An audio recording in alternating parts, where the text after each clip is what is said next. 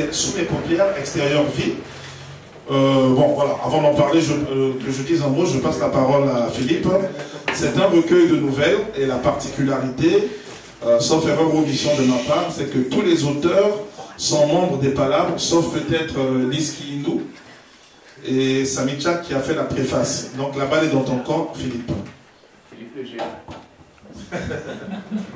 Donc en effet, Sous mes paupières est un recueil de nouvelles écrit par l'équipe, par les membres de l'équipe des Palabres, qui a la particularité de s'atteler à écrire sur la marginalité, notamment le regard que les marginaux eux-mêmes peuvent avoir sur le reste de la société ou sur ce que les gens, en guillemets, normaux peuvent avoir sur les gens considérés comme à la marge de la société. Et parmi ces nouvelles, il y a celle de Gangolus qui ouvre le recueil. Donc, il s'appelle... Il y a celle de Gangolus, c'est Bonjour. Il y a également celle de Phoné, Marien Goumbé. Il y a celle d'Aurore Fukissa. Il y a celle de Dibakana, Jean-Rémy ici présent. Et nous allons parler de celle de Marien Phoné-Goumbé qui s'appelle Taxiphone. Taxiphone est le récit d'un adolescent, des quartiers comme on dirait, qui montre... Des quartiers en France. Des quartiers en France, en effet. Donc c'est un quartier de la banlieue parisienne, pas très loin des beaux quartiers, mais qui, selon les habitants de ce quartier, qui se sentent à la marge. Donc c'est vraiment la nouvelle type du recueil. Donc ce jeune homme est issu de l'immigration, il parle avec beauté de son quartier, il aime beaucoup. Il évoque également ses parents qui sont allés vivre à l'étranger et l'activité socio-économique du quartier. Il y a plusieurs quartiers, il y a les Muguets, et comment il s'appelle le quartier déjà? Amaryllis. Amaryllis, effectivement. Les Amaryllis pour être précis. Et parmi la réussite de cette nouvelle, c'est concentrer en quelques pages plusieurs personnages, presque tous saillants, notamment le vieux Sidibé, un Chinois qui se nomme Ali, qui tient un magasin dans le quartier. Et ce qui m'a retenu, c'est le vieux Sidibé. Le vieux Sidibé est une sorte de métaphore, si on pourrait dire, c'est une sorte de métaphore de ce que j'appelle le blues de l'immigré. C'est la personne qui ne s'est jamais sentie intégrée dans sa société d'accueil et qui finalement rêvasse de retourner chez lui, tout couvert d'or et de gloire, si on peut dire. Et malheureusement... Non, il ne faut pas dire la chute. Non, il y en a qui veulent lire peut-être. Et ben, donc il y a... Une autre nouvelle, s'il te plaît. Une autre nouvelle, c'est celle de Gangolus, qui se nomme Bonjour. Là, on n'est pas dans la marginalité, n'est pas vraiment celle du personnage. Non pas dans sa situation telle que racontée dans la nouvelle, mais son background. C'est une personne des classes moyennes quasiment supérieures, 4 sup, et qui un jour, donc au moment choisi par l'auteur où il raconte la nouvelle, dans le métro, dit bonjour, à plusieurs occasions. Donc un regard sur les passants, sur les métronomes, si on peut dire, ceux qui empruntent le métro, bonjour. Plusieurs occasions, bonjour. Et à travers ces bonjours qui hachent le récit, écrit avec une grande maîtrise, que j'ai beaucoup adoré, avec un style épuré et qui montre, par rapport, contrairement à ce que dit la nouvelle, en tout cas c'est mon point de vue, en tout cas le professionnalisme ou l'habitude d'écrire de Gangolus, que je n'ai jamais eu l'occasion auparavant de lire sous cet angle-là, sous l'angle fictionnel, mais que je lisais à travers ses chroniques sur son blog. Je considère qu'il y a une différence. L'apprécier simplement à travers les chroniques de son blog nous cache finalement l'écrivain en devenir ou l'écrivain qu'est Gangolus. Donc je vous laisse apprécier cette nouvelle. Que Bonjour, qui est une dame de la bourgeoisie et qui croise des SDF, qui croise des étrangers et qui a son appréciation sur la question. Okay. Merci Philippe. Alors moi, bonjour, la nouvelle, ça m'a fait penser au roman des immigrés d'Ichwa Nzinga. Ceux qui ont lu pourront faire le parallèle.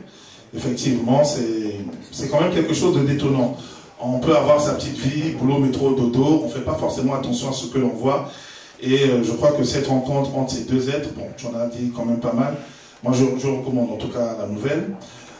Tu as parlé de Marien Fonengombe. Concernant les parents donc, de ce jeune homme, le narrateur, moi j'aurais plutôt dit qu'ils sont rentrés chez eux en Afrique. Je ne dirais pas qu'ils sont allés vivre à l'étranger, mais ils sont rentrés chez eux en Afrique. Lui, il est ici avec son grand frère. Je me trompe peut-être? Oui, ils sont rentrés, mais cette question, cette nouvelle suscite d'énormes questions. Et c'est ça tout l'intérêt de ma présence ici, parce que j'adore poser des questions. Je suis un lecteur assez atypique. Et j'aime réfléchir sur ce que nous montre à lire la fiction. Sont rentrés chez eux et finalement, ne pose-t-il pas la question de ce qu'est le véritable chez eux? Qu'est-ce que c'est chez eux? Des gens qui vivent 20 ans ici et qui ne sont presque plus de chez eux, de leur chez eux originel, et qui finalement, comme il dit, retournent chez eux, ils sont considérés comme étant étrangers. Le narrateur lui-même, il se sent vraiment chez lui aux Aravélis. C'est vraiment chez lui. On parlait de ses parents. Non, mais je dis pour compléter. Oui, le narrateur, lui, se sent vraiment chez lui. Le narrateur se sent chez lui, mais se sent chez lui dans un chez lui marginalisé. Et se considère dans un univers de marginalité. Avec des mots forts comme le rideau de fer qui revient à plusieurs occasions. Et qui montre quand même, par des métaphores ou des figures de style très créatives, la violence, l'univers de violence dans lequel il vit. Pour dire à quelques pâtés de maison ou à quelques blocs, comme diraient les anglo-saxons, il emploie l'expression à quelques jets de cocktail Molotov. Très belle image. Très très belle image et j'ai vraiment repéré.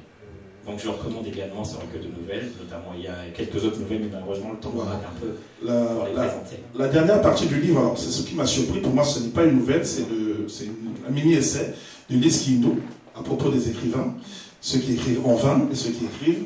Très belle figure, il faut vraiment lire, hein, je n'en dis pas plus. Jean-Yves Bankana est là, je lui ai déjà dit, j'ai adoré ta nouvelle. Sincèrement, j'aime beaucoup voyager, que je prenne le train, le métro, ou que je sois en train d'écouter ma radio, je passe mon temps à voyager. Et en lisant ce texte, j'avais vraiment l'impression d'être dans la forêt de la Patte d'Oie. Pour ceux qui connaissent. Pour ceux qui ne connaissent pas, la forêt de la Patte d'Oie, bon, c'est une aberration. Il y a des gens qui ont eu un jour l'idée de mettre des arbres, des eucalyptus, qui sont très méchants parce que, voilà, les spécialistes vous le diront, quand on met les eucalyptus quelque part, plus rien ne pousse. Bon, on a estimé que c'était beau, pourquoi? On a mis ça. Et il y avait des étudiants, il y avait des élèves, pour une raison, pour une autre, qui allaient étudier là-bas. Soit parce qu'on n'a pas d'électricité chez Choix, ou bien il y a trop de bruit, ou bien simplement on se sent bien. Et certains pour retrouver une petite amie, ou voilà, simplement des copains pour étudier ensemble. Et là, dans cette forêt, il se passe des choses, ça m'a touché, ça m'a ému. Et moi, je n'en dis pas plus, on n'a pas le temps, je vous invite, en commençant, si vous ouvrez ce livre, commencez par cette nouvelle. Commencez par cette nouvelle. Elle m'a fait rire. Il y en a qui ont trouvé que c'était un peu violent, mais moi, elle m'a beaucoup fait rire. Parce que c'est un exercice que je fais quand je lis, je prête à gauche et à droite pour avoir aussi les différentes opinions. Je finirai concernant ce livre par Aurore. Oui, je sais qu'elle est sur ma gauche. Alors, c'est une nouvelle qui m'a plu.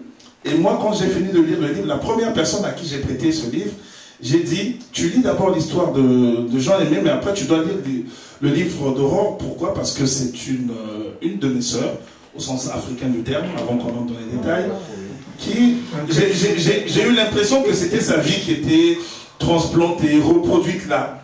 C'est une très belle histoire. Moi, elle me plaît. Et ça va vous paraître peut-être cynique, mais moi, j'ai un regard de fascination sur les mères célibataires en France, divorcées ou pas, mais qui élèvent seuls leurs enfants. J'ai un regard de fascination sur ces dames. Je serais peut-être incapable d'écrire sur elles, mais elles me fascinent. Peu importe la raison pour laquelle elles se retrouvent seules. La balle est dans ton conflit. Au-delà du contenu, il ne faut pas oublier de mentionner l'aspect esthétique chez Aurore. Je ne suis pas bon en esthétique. Qui a une plume très poétique, toute jalonnée de métaphores, toute très belle, d'allitération dans ses phrases, d'assonance. Excellent, Aurore. Ah oui, je recommande. Je recommande et on va passer la main à... La nouvelle ou bien tout le recueil? Non, tout le recueil. Ah oui, non, moi le recueil m'a plu, mais on ne peut pas parler de toutes les nouvelles. Et puis, Maria est là, Joss est là, on a choisi deux, enfin trois, puisque les trois premiers qui sont là, on les a choisis. Joss, la balle est dans ton camp pour la tombola. Je vous en donne un tout à l'heure. Alors, la suite, normalement, c'est le bâtiment A. Et ça sera pour la première fois Ndeye Fatoukane qui va parler. Mais les livres, il y a des lecteurs, il y a des auteurs. Certes, les livres n'ont aucune valeur s'il n'y a pas de lecteur. Mais je pense quand même qu'il serait intéressant que nous invitions au hasard un des auteurs à lire un bout de son texte. Et moi, au hasard, j'ai choisi Aurore. À côté de moi, dans le lit, était pourvu. Les photos sur le frigo étaient éclatantes, des sourires d'une belle famille, ma famille. Notre intérieur était douillet. Je mettais un soin religieux à l'entretenir chaque semaine. Je parlais en disant, il a dit ceci, ou ça, nous pensons faire ci, ou ça. Nous avions des voitures, une grande maison, et en société, tout était parfait. Plusieurs couples nous contemplaient, voulant nous ressembler, beaux, lisses et vides. Le Minet m'avait appris à lustrer la façade, tout comme il lustrait ses chaussures, en prévision de l'effet noir américain. J'étais aussi vide à l'intérieur que je brillais à l'extérieur, mais je ne m'en rendais pas compte. J'avais remisé mes rêves et créé de nouveaux repères. J'étais fière du tout-terrain Cherokee offert pour excuser le mauvais goût de la naissance du demi-frère de mon fils. Les enfants étaient heureux et moi, je ne me posais plus de questions. Je m'arrête là ?